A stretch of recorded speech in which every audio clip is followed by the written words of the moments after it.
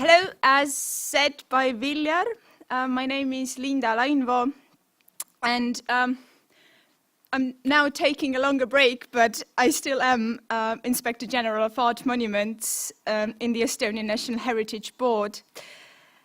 It's a true honor to stand here in front of you today. I'm not a conservator. I'm an art historian by training and a public servant by profession. But the admiration I feel for your profession is beyond anything I can describe. So thank you for having me. I have to admit that it's a case study, and I will start with the description of, I think, the worst day of my professional life. So it's a very personal story as well.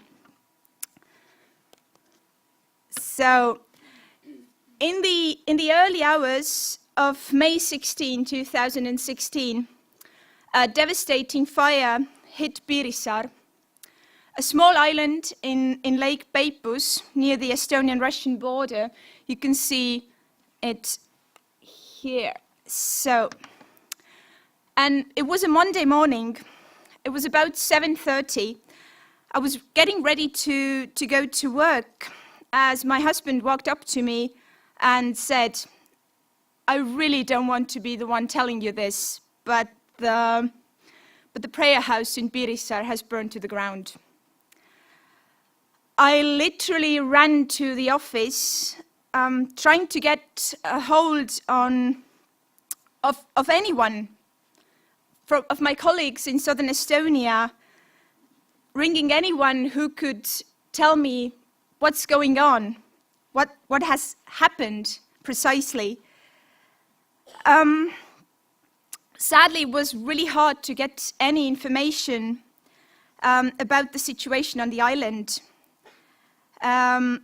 Even the head of the local municipality, Miss Liina Miks, was still in Tartu, so still in this town.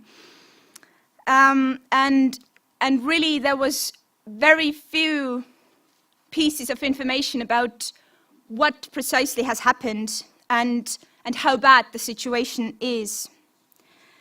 So we had no idea if everything was lost.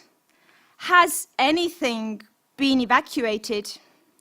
If yes, then what and in what condition, and where are these things?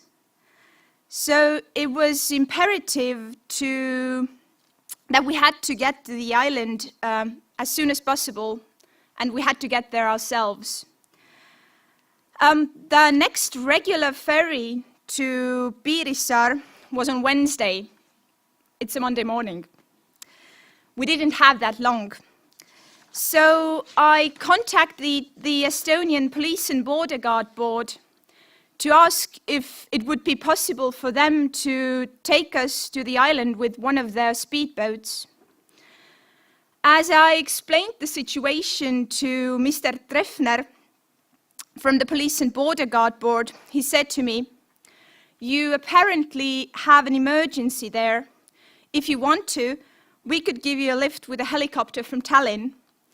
It would save you at least 3 hours."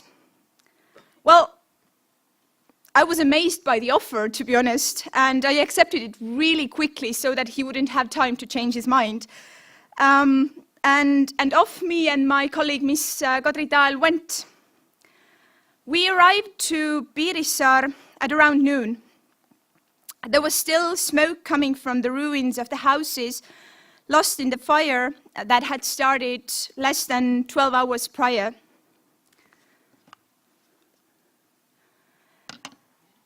This is what was left of the interior of the prayer house. This photo is taken by my colleague, Miss Taal. And this is what it used to look like. To speak about the specifics of the national art monuments in Piirissaare, I need to make a brief introduction to the place itself. Piirissaare is one of the areas in Estonia that has traditionally been inhabited by Old Believers community. As probably everyone here knows, Old Believers, in Russian Staroveri, are an Orthodox minority that separated from the Russian Orthodox Church during Patriarch Nikon's reforms mid-17th century. During persecutions, many Old Believers fled their homes and established new communities. Due to the fact that Piirissaare is an island and therefore has had fewer influences from the surrounding cultural context, the traditions, lifestyle, and heritage of the local Old Believers are especially interesting. The prayer house contained numerous icons and crosses, both wooden and metal, and books dating from the 17th to 20th centuries, as well as different interior elements, candle holders, incense burners, oil lamps, icon cases, etc. 40 items from the prayer house were listed as national monuments under Estonian law. 34 of them were icons and crosses painted on wood. 5 were metal icons and crosses, and there was one 17th century gospel book. What precisely happened during the fire and how the evacuation of the objects from the prayer house was organized is actually still unclear. By the time we arrived, everything that could possibly be salvaged from the burning prayer house or from the ruins was taken to a clean and dry room at the local waste collecting station.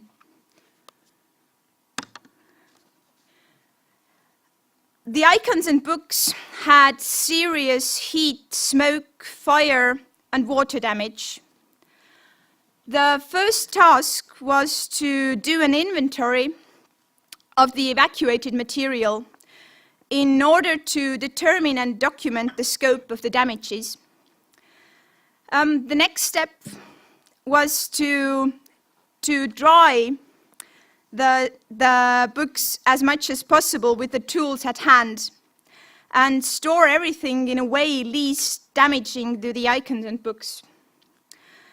I owe my deepest gratitude to Mrs. Heiga Peets, the head of the Objects Conservation Department of the Estonian Open Air Museum's Conservation and Education Center, Kanut. Yes, that's the official name. Who literally was on the phone with me during the whole day until late hours in the evening, giving me instructions on how and what to do with what we could find on the island, meaning that when we went there, we really didn't have anything in mind what we should take along. So locals offered us toilet papers, hand towels, whatever they could, paper hand towels, whatever they could find of the things that Heiga recommended us to use.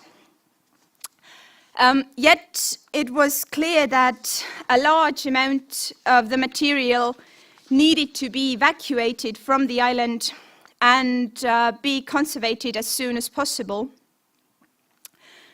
2 days later, on May 18th, conservators Mr. Jaan Lehtaru and Mrs. Koidula Laur from the National Archives of Estonia and Mr. Ago Teedemaa from Tartu Art Museum, to whom all we owe our deepest gratitude for finding the opportunity to come and help us, along with officials from the National Heritage Board, were again on Piirissaare.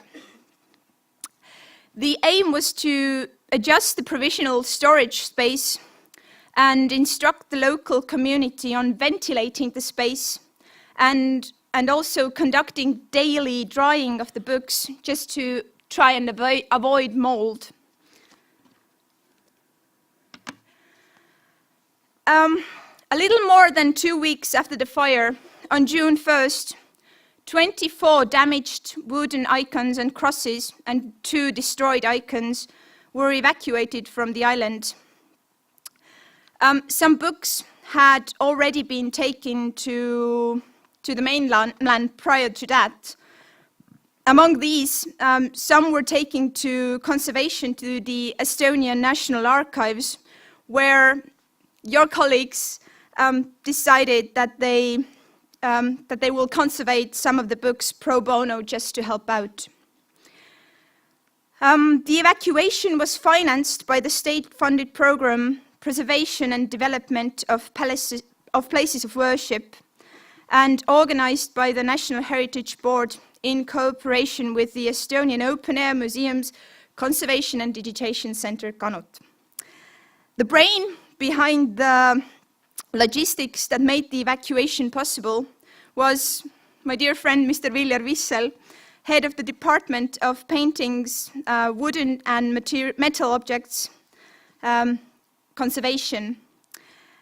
And here you can see Mrs. Uwe Vahur and Mrs. Marika Mängel trying to, or evacuating the objects and covering the material. Most objects were extremely fragile. In addition to damages caused by the fire and the extinguishing of fire, there was also serious wood vermin damage from earlier. Therefore, the safe transportation of the objects was a challenge. All panels were covered in situ with facing paper to avoid the loss of paint layers and transported in special cases and racks built for the occasion. So on the right, you can see the racks that are reused after in storage space. Since the number of the objects in danger was large and the schedule was tight, it was obvious that we needed to do something, because after arriving in Tallinn, the objects received first of all wood vermin treatment and were then stored in a stable environment in the isolation chamber of the Art Museum Estonia. Special thanks to Mrs. Kaia Kukk and Mrs. Kersti Kuldna-Türkson, who helped us facilitate the items in the Art Museum of Estonia. But all in all, it was still clear that after the panels had tried, they urgently needed emergency conservation. So we sat down with a number of experts to figure out how to proceed. Following the Italian example, where conservators from a coastal state come to rescue after catastrophes, Professor Hilka Hiop from the Estonian Academy of Arts proposed that we organize something similar. The National Heritage Board contacted all museums and universities that employ conservators, asking them to join the workshop organized for the emergency conservation of the icons from Piirissaare Old Believers Prayer House. The organizations were eager to participate, I'm happy to say. The workshop featured over 40 conservators from the Estonian Open Air Museum, the Art Museum of Estonia, the Estonian National Museum, Tartu Art Museum, the Estonian Academy of Arts and Tartu Art College. The latter two provided both professional conservators and students. In order to set up a framework and methodology for conservation and documentation, a working group of experts from the National Heritage Board, the Estonian Open Air Museums Conservation and Digitation Center, Kanut, and the Estonian Academy of Arts was formed. The group literally arranged everything from finding proper space and organizing logistics to preparing detailed conservation methodology and acquiring the tools, chemicals, equipment, etc. needed for the work. An important aspect was making sure that everything done during the workshop was documented accurately and in a consistent manner. Therefore, all participants used a digital graphic documentation system developed at the Art Museum of Estonia. The basic funding for the workshop came from the budget of the National Heritage Board.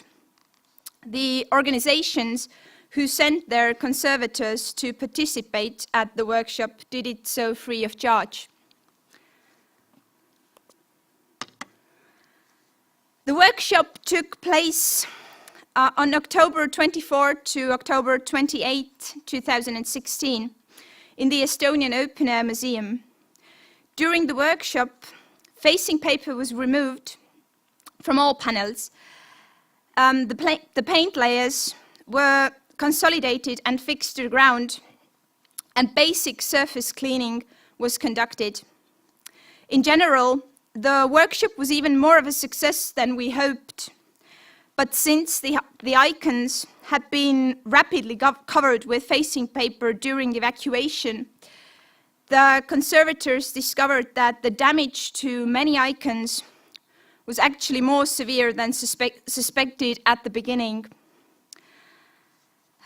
Here you can also see one of the conservators using the digital documentation system. So we used laptops and tablets, and it's exactly the sort of a tool that is meant for such occasions.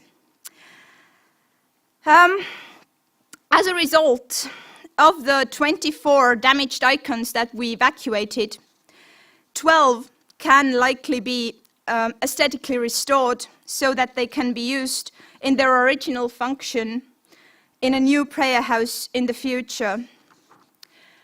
The scope of the damages to the rest of the icons varies, yet none of them has completely lost their artistic and cultural value, and they will maintain their national monument status. The Estonian National Heritage Board is now organizing a follow-up conservation and restoration work so that the icons can once again be exhibited. All works on the national monuments are funded by the Estonian National Heritage Board. By now, 3 icons have been aesthetically restored, and the work is in progress with the 17th century Gospel book that is among the national monuments, then in addition to the books conservated by the Estonian National Archives. This year, we will continue our works on the Gospel book. In addition to that, 3 icons and 1 cross will be restored.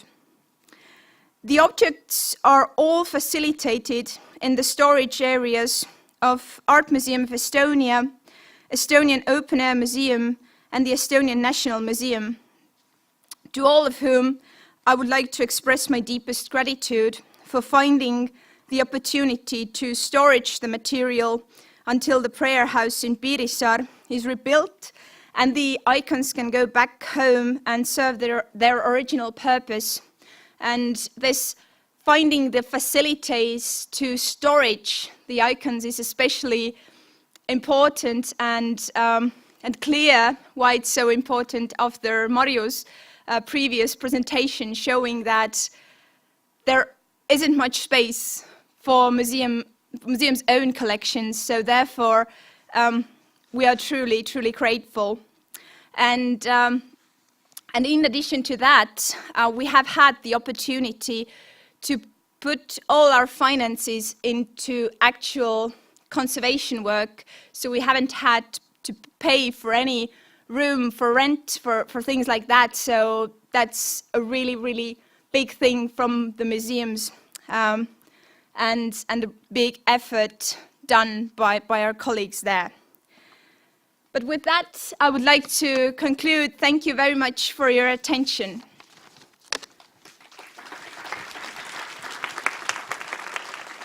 Thank you, Linda. This very devastated situation what we had in Piirissaare, you put it together quite nicely, and I think we should also award her to pronounce our conservation center name correctly twice. It was amazing. And do anybody have some questions to Linda? Maybe gentleman in the middle? Okay. Thank you, Linda.